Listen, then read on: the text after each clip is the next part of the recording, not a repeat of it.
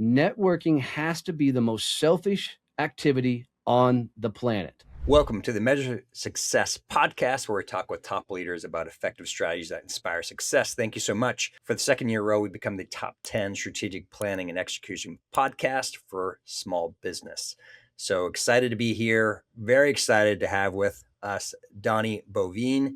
He is based in Fort Worth, Texas. One of my favorite places, truly one of my favorite places. My youngest daughter was down there, go to school for a year, and loved the location.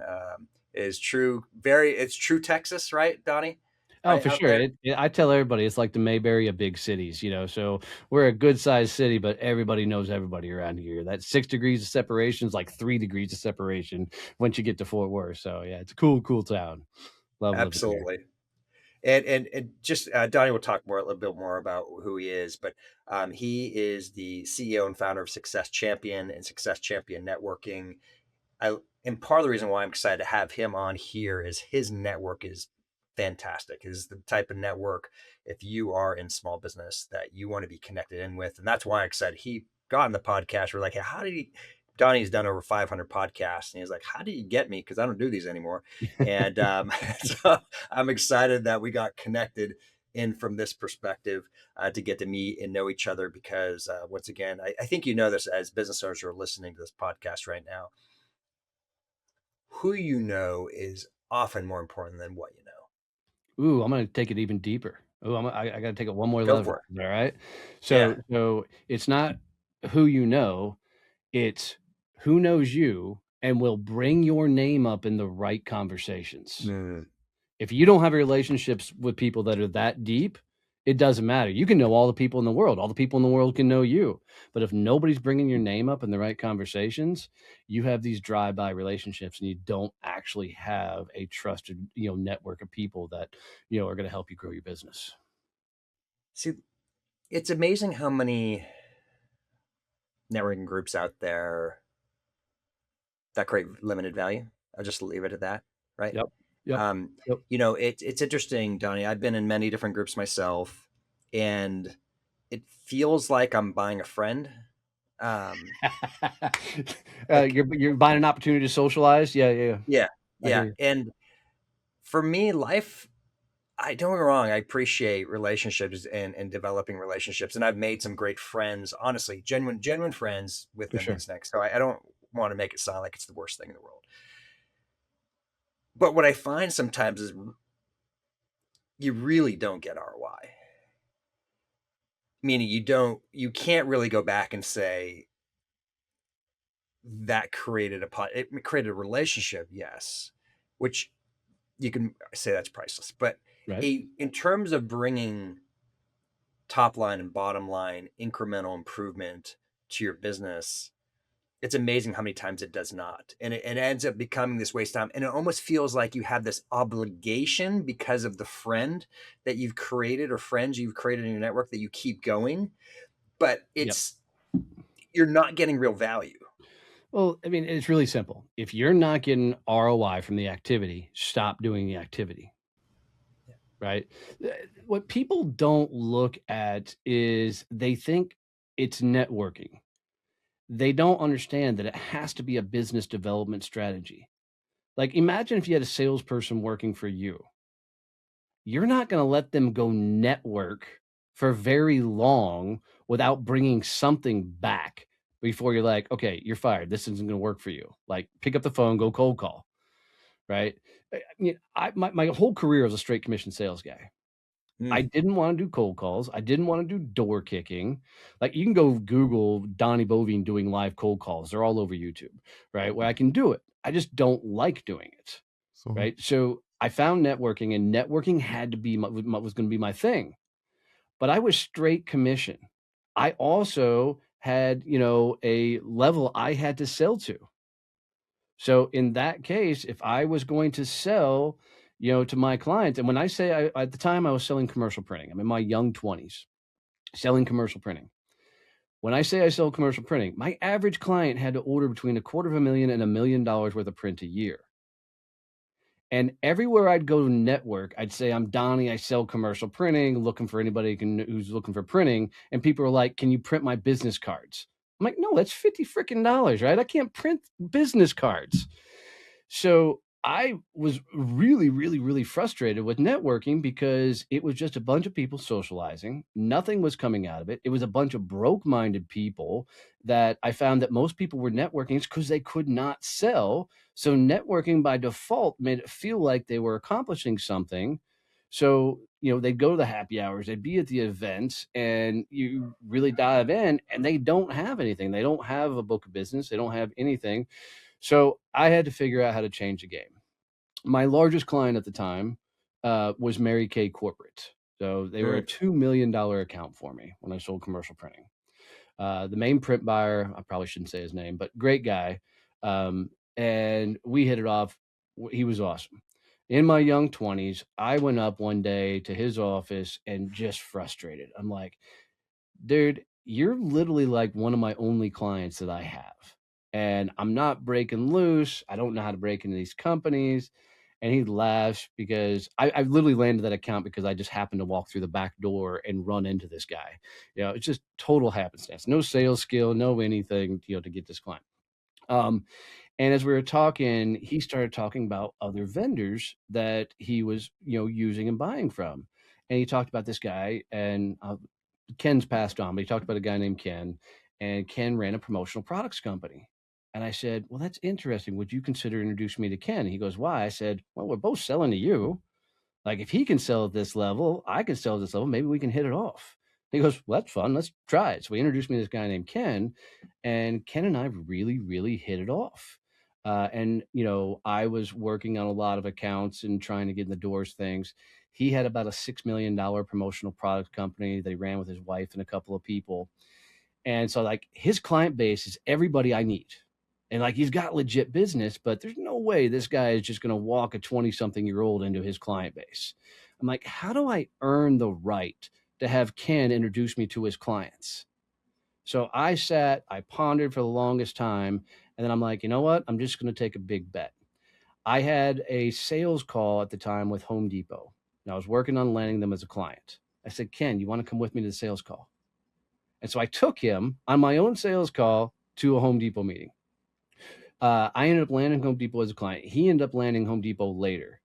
And he turned around and he took me into Lowe's and he helped me land Lowe's. I did it again and got him in Motorola. He got me in Nokia, and we built this kind of really cool relationship. We had this mutual respect of we both could sell at this level. We both carried ourselves well. We could trust each other and each other's clients.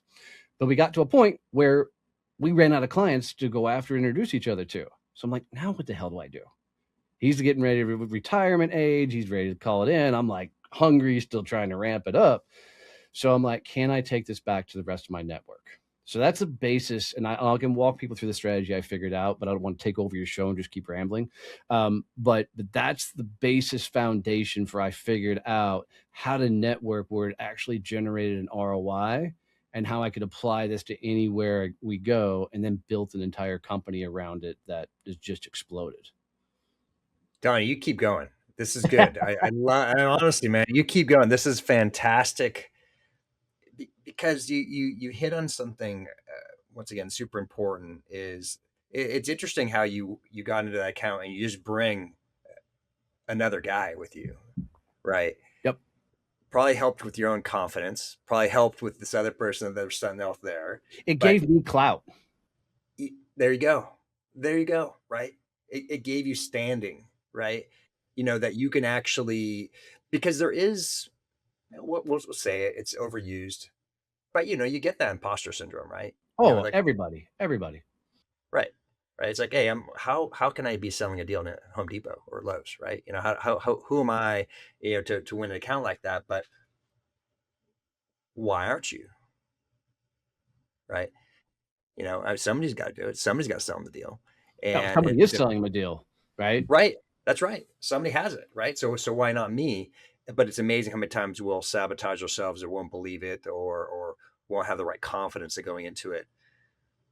So how do we develop this? Right? How has it been working? You've got over 400 people, I believe, in your virtual network today. Yep. How long have you been developing that, and what successes are those you're working with having as a result of being a part of it? So full disclosure, we launched it originally in March of 20, right at the height of the pandemic. I was just trying to help as many people stay in business as possible. At the time, I was running a sales training company that was doing well. Pandemic wasn't going to hurt us, and our client training was virtual. We were going to be fine. So I launched Success Champions Networking, literally just to try and help as many people stay in business. When we originally launched, we were B2B and B2C because I was trying to help as many people. We ran that way all the way up until March of 23 when the mortgage rates went through the roof. And so they went up to 8-9%. When that happened, we lost 3/4 of our members, not because they left us, but because their company shut down. It was a mortgage, the title, the realtors, right? That whole industry just got demolished. And so I wasn't going to make them continue to pay. They were all without jobs. They were all without companies, you know. So at the end of 23, we made the call to go straight B2B and focused on people that sell in the mid market. And so we defined B2B by you sell the company, not the individual in it. Okay. So like accounting services is going to be B2B. Life insurance is not going to be B2B. Right. So once we got there, a couple of things started changing and adapt. One, I'd forgot where I came from. Like I forgot networking at the level I was networking when I sold commercial printing and then later at sales training. Right. Two, I realized that people weren't networking like this. I'd never tried to teach somebody how to network the way I figured out networking.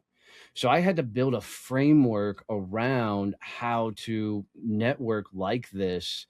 And then I had to figure out not only how do I build a framework, how do other people apply the framework and get ROI? Because that's the only way it actually works. If they're not getting ROI from applying it, then I'm not teaching anything. I'm just speaking hot air, which, and let's be full disclosure, I never want to be a guy teaching networking because people that teach networking are usually a bunch of broke jokers. I'm cleaning that up that don't have any clue how to sell, right? And so they're out there teaching networking. It's like, you know, you watch somebody become I'm going to be a business coach. They can't get clients, and now they're going to go out and coach coaches, right? And that's this whole model. I'm like, what's happening here?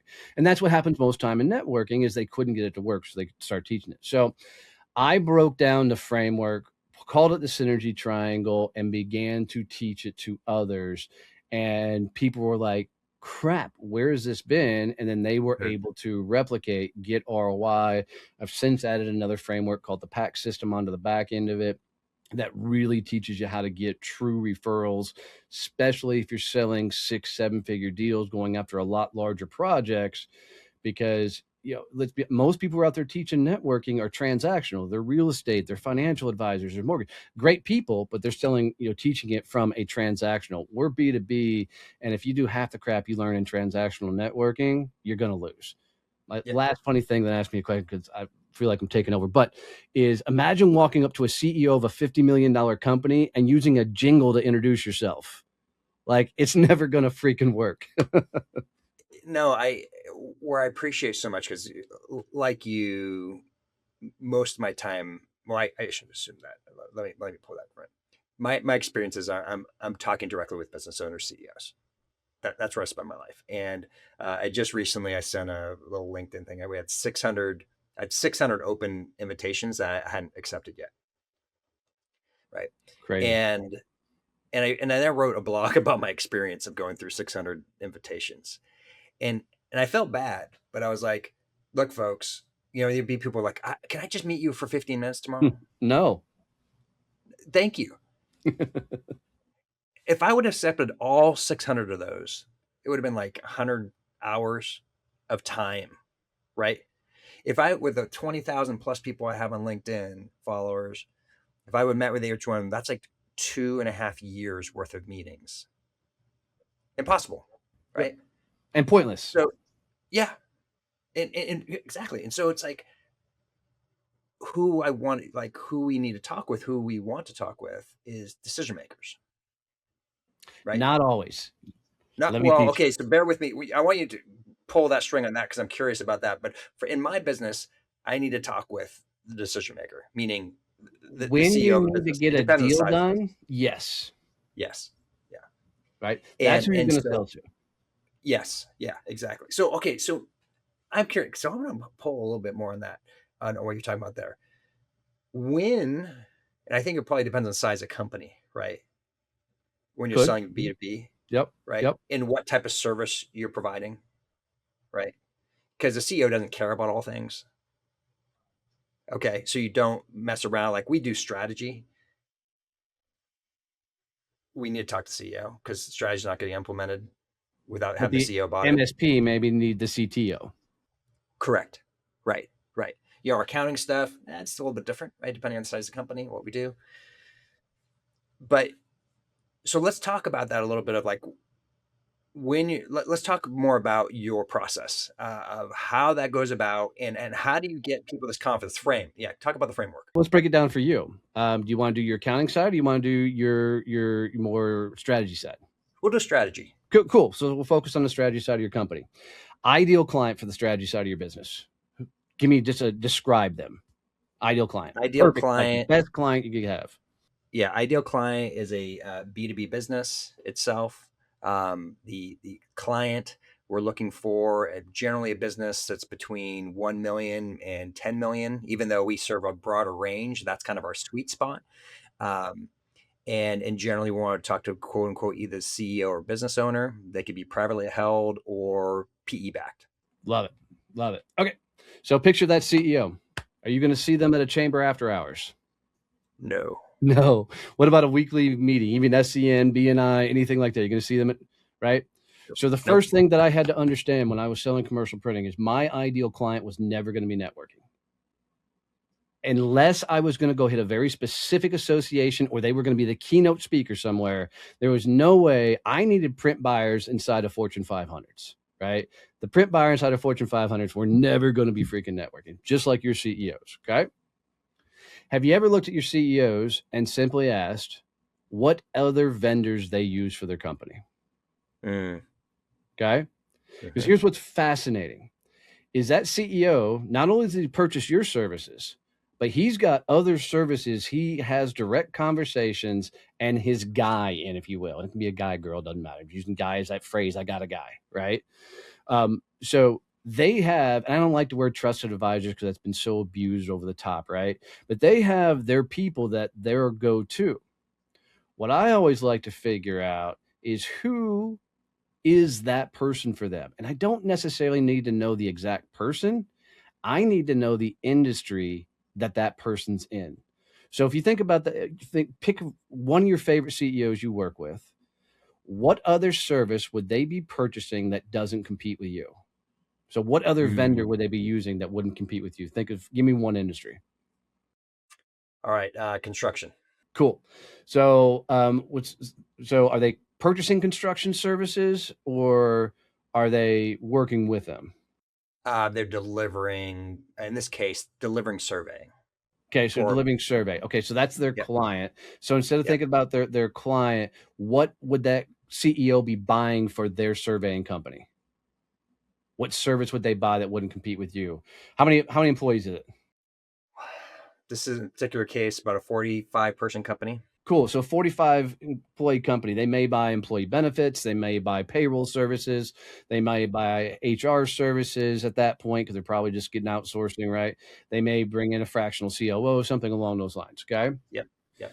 One of those services is going to have the ear of that president, that CEO. Okay.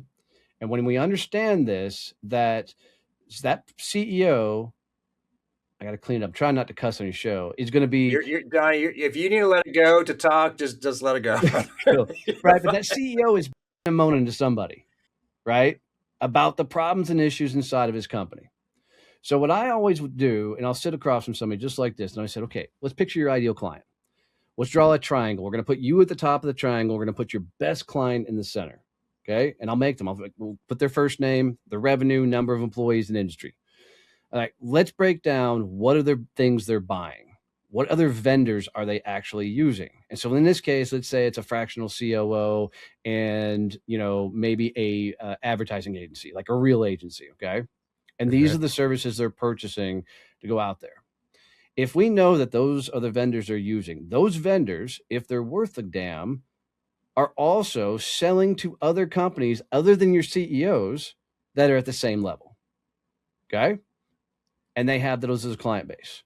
What happens if I meet 10 to 20 of those other vendors that have my ideal client? So if I introduce you to 10 to 20 advertising agencies that focus in the construction or the world, that type of world, what's the potential impact on your business? Massive. Right?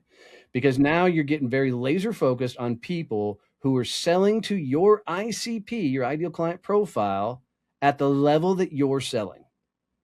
Okay? It's got to be key. You're not doing generic people. You're getting the people that are proactively selling at the same level you're selling into companies. Right. Now, let's pretend you and I are out networking. We're at a happy hour. At that happy hour, I walk up to you and say, Carl, I'm Donnie. I'd love to meet your largest client so I can pitch them my services. There's no chance in hell you're introducing me to your largest client. Like, you don't know me, right? It's not going to happen. Okay. So we rank out our network this way. We have 4 tiers of how we rank people, right? We do this on a subconscious level, and I'll prove it this way. Have you ever met a person and the first time you met them, you're like, this dude's a jerk. I never want to be around this person ever again. Okay. Yep. So we do this in different categories. So rank 1 are the jerks. I usually say a lot stronger word, but I'll keep it up, right? They're jerks. They're people that you just don't want to be around. Rank 2, this is all, we call them acquaintances. These are the people that they're all the business cards are on your desk. Like, you know them, you've seen them out and about, but they're not a lot of high value. They can't do anything for your business. You can't really do anything for their business, but they're nice enough people. Okay. Rank 3 is what I call your starting lineup. Now, I'm not going to put you on the spot since we're on a podcast. What I typically would do is say, if I was looking for accounting services and I needed a referral into an accounting company, who would be the first person you would think of that you would refer me into to try and use your services? I'm not going to put you on the spot like that on the show, but what people instantly say, XYZ company. I'm like, cool. So that's your starting lineup. And what your starting lineup is, we have 1, 2, maybe 3 people we think of when their industry is mentioned. And if somebody needed a referral into that industry, that's the person we're going to give the referral introduction to. Okay. So what people have is, we'll ask it this way, so it's a 2-way conversation. Carl, have you ever given a lot of introductions to people and never gotten anything in return? Oh, absolutely. Right. What happens is we are overly helping people that don't respect our business. Right. And so what happens is people get in that starting lineup. They get to the people that we think of, but they're people that don't really have a good business. They're people that aren't doing much. They're people that are only in the game for themselves, don't get it, don't understand it. And so we have a lot of dead weight sitting in our network. I'm not a tit for tat guy. Like, if I give you a referral, I don't expect a referral back. But I do expect that if over time, over a year, if I'm bringing you introductions, I'm giving you opportunities, I'm getting you in the right conversations, if you never bring my name up in a conversation ever, piss off. I'm going to move on to somebody else who will. Okay. My time's too short to not take this seriously. So what I'm always thinking about is, how do I create my championship team inside that starting lineup? The people that get it, respect my time, right? I'm going to open doors. They're going to open doors for me, right? And I'm going to keep building it until I can put the best of the best team together. Okay. There's one more rank, and rank 4 is the untouchables. And the untouchables are your clients, maybe celebrities, influencers, people that would take damn near an act of God for you to introduce somebody to. Okay. Because you're just going to protect the hell out of them. The funniest thing about networking is everybody is networking to get to your untouchables, and everybody is protecting their untouchables. Right? They don't want anybody to get to them, but they want everybody else to get them their clients. Okay. And this is why networking doesn't work. Networking has to be the most selfish activity on the planet. Let me explain. I am going to help you grow your business because it helps me grow mine. Yeah. Yep. Fair. Yeah. Yeah. Right. Yeah. And if you don't respect me back, I'm going to find somebody else who will. Yeah. Yeah. Things die if there's not some sort of reciprocal relationship, Yes. Yes. right? Yes. And it's interesting. We don't do this with everybody, and it's not appropriate to do it with everybody. And once again, I don't know exactly what you do on your side, obviously, as I'm learning here, but there are time to time we will sign up agreements, a mutual referral type arrangement. And I say, hey, there's a why behind this. I'm like, why? And it's like, I can't guarantee equal reciprocity. Mhm. So therefore, if it's going one direction or more, there is going to be value created at least from one perspective on it. Yeah, but I It's don't not, do referral agreements, and I'll tell you why.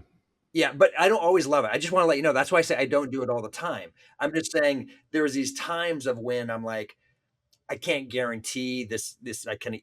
But what I love the concept of what you're doing is you're creating this you're creating this core team.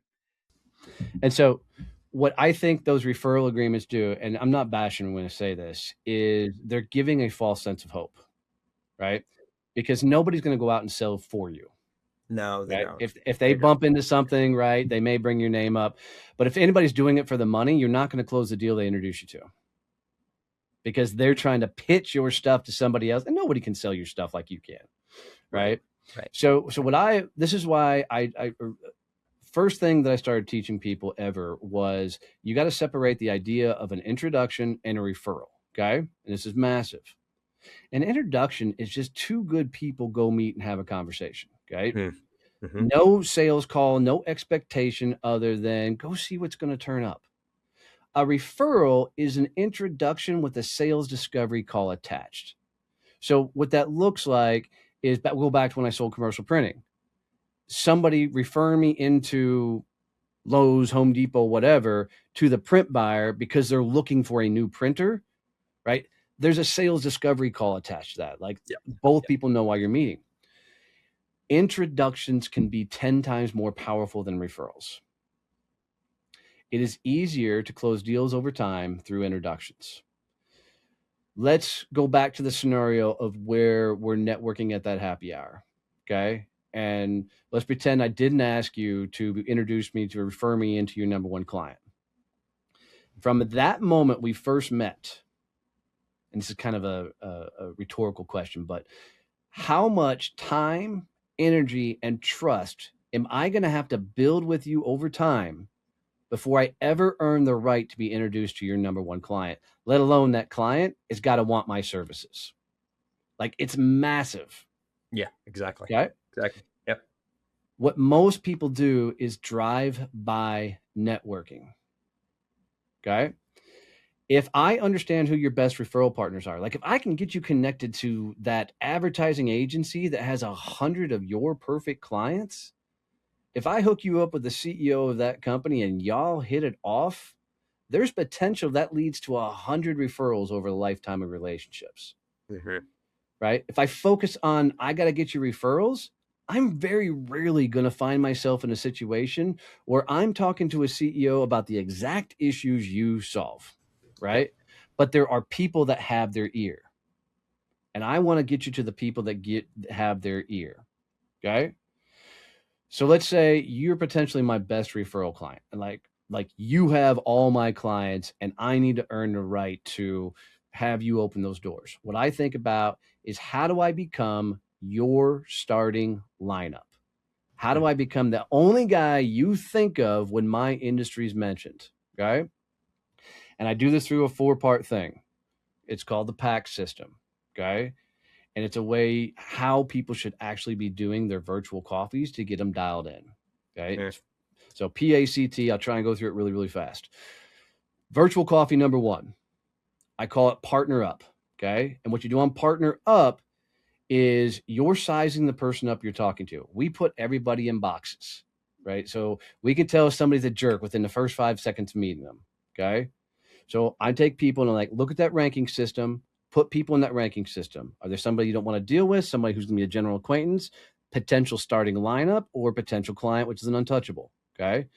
Wherever you put those people tells you how you should do this virtual coffee. If they're a rank 1, get out of the coffee. If they're a rank 2, teach them something, right? Don't invest a whole lot of time. They're not going to get you open doors, right? Teach them something, help them out, let them career go further. If they're a starting lineup, swip the conversation into who can I get this person introduced to right now? Not a referral. Mm-hmm. Who can I get them introduced to? So Mm-hmm. I would go quickly and go, can I get Carl to 5 or 6 ad agencies right now? And then I'm Mm-hmm. going to make the introduction right there on the call.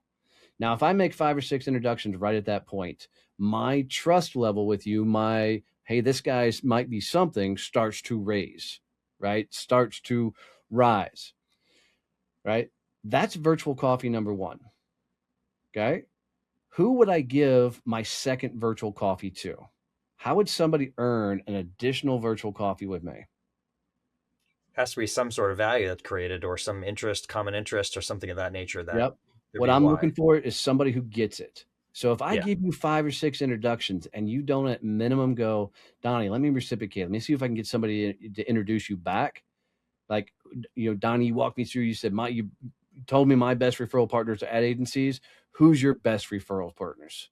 Yeah. And I'm going to say things like, sales acceleration or your CMO, like all these companies out there that have run these programs.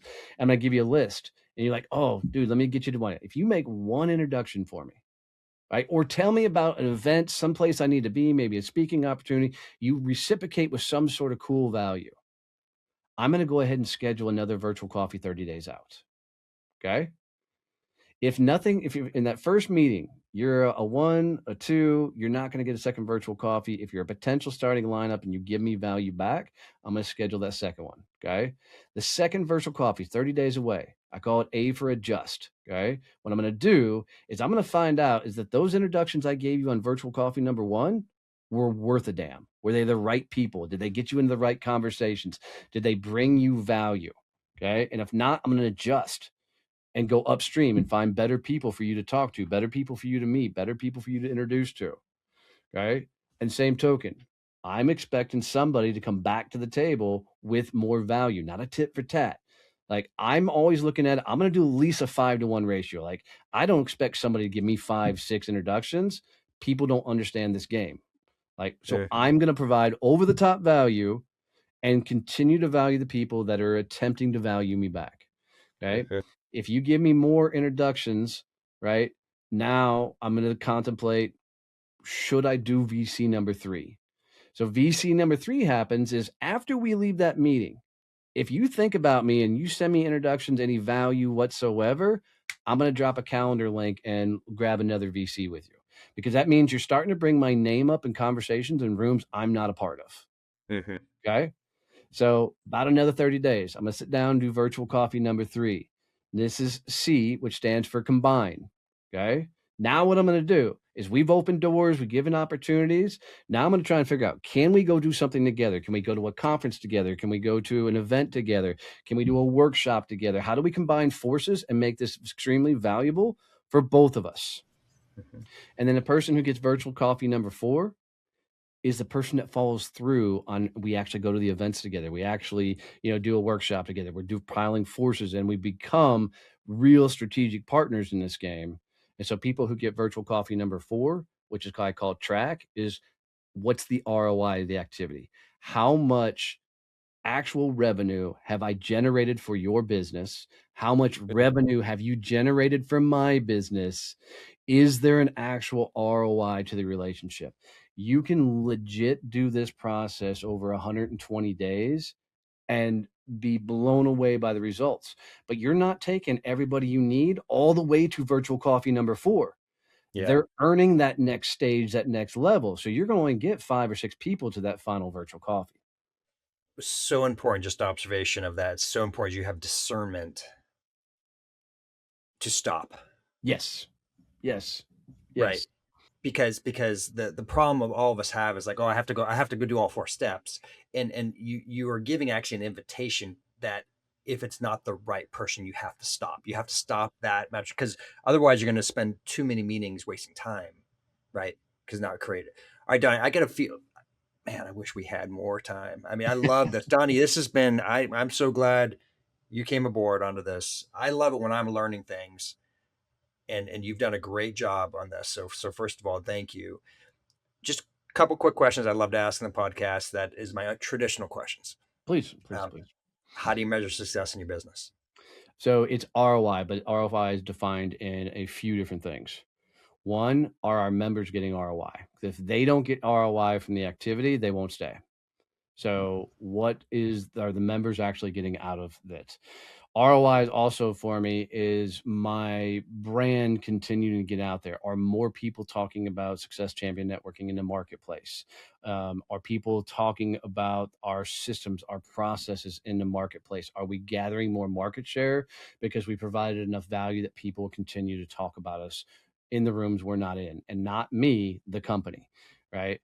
Because for the longest time, people were talking about me, and I'm like, no, no, no, we got to be talking about Success Champion Networking. That's where the value is going to come from. And then the third ROI is revenue. Like, is it producing revenue for us? Yeah. But I want, the members win first because that's everything for us. Don, you've got a lot going on in your life. I'm always curious when successful people are doing their thing. What's a habit that you do that helps you consistently bring it? I started this in January of 23. I graduated high school with like a 2.1 GPA. Teachers didn't like me. They passed me on so they wouldn't have me back the next year. They told me on several times. I didn't learn grammar and stuff. But I decided I was going to make LinkedIn and I was just going to figure out the platform. And to this day, I have no idea how LinkedIn works. So let's be perfectly clear on that, right? So, but I said, I'm going to post every day on LinkedIn until it works. All right. My first post on LinkedIn, dude, they were laughable. People were trying to correct me on my spelling, grammar. They were so bad. I didn't know what I was writing about, but I knew I needed the discipline. And I knew if I didn't do it every day, I'd skip a day and then it would just derail from there. So I needed the discipline of doing every day. So I've been posting almost, guarantee I haven't hit every day, but I've posted almost every day since January of 23. That allowed me to find my voice, allowed me to break down my strategies, my principles, understand what I should be teaching in the marketplace, how I should be teaching it, what people are leaning into, what they don't lean into. And it allowed me to establish and build a personal brand and a community on the platform, which is translated into ridiculous opportunities. I've had me speaking in Times Square, working with Fortune 500 companies, just meeting amazing people, hanging out with former vice presidents of Ralph Lauren, and crazy things that I would never have happened had I not have had the discipline to do that. And to this day, I still do it. And then the funniest thing, you don't have to follow me on LinkedIn, but if you do, it's just Donnie Boivin. Every Sunday, I post a video called Baby Goat Sunday, where we bring people and show them videos of our baby goats on the farm. And we got an actual ROI number for how much money we've generated from the company from post called Baby Goat Sunday. So yeah, LinkedIn's probably the number one. That's brilliant. Brilliant. And first of all, I think the discipline what you talked about is huge, right? It's and this is not a short period of time you've done it. This is now 3 years running, right? I guess you're Yep. kind of the fourth year now going into doing this, and it takes time, folks. Like anytime you do these platforms or whatever it is, you've got to be disciplined and you got to figure it out, right? And it's evolving and it's changing, and I love it how you've dedicated right your time to that, which is fantastic. And I So think how do key you for me measure? Okay, was I had to keep doing it until it worked. that's Like, right. Yeah. that was pivotal for me. So I interrupt you. Go ahead. No, no, cool. How do you measure success in your personal life? How often I get to do cool things with my wife. So, I was the hard charging sales guy coming up. We didn't get to do a whole lot, early years of our marriage. When I walked away from corporate America, jumped out on here, I came up with I don't like the word core values, so we call them champions codes. So 6 codes we live by in the company, and one of them is family first.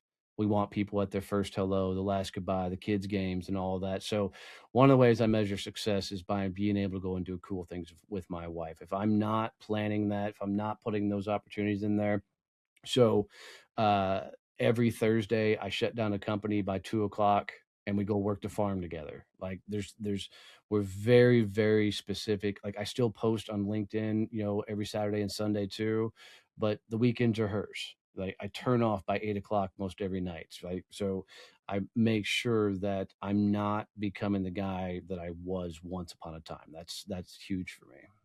It's awesome. Donnie, speaking of, I'm going to connect you with one of my favorite people where you guys are made of like the exact same cloth. One of my friends, Don Lindsay. Don, if you're listening to this podcast, I'm going to get you and Donnie here connected. How can people connect and learn more about what you're doing, Donnie? So if you want to learn more about the networking, successchampionnetworking.com.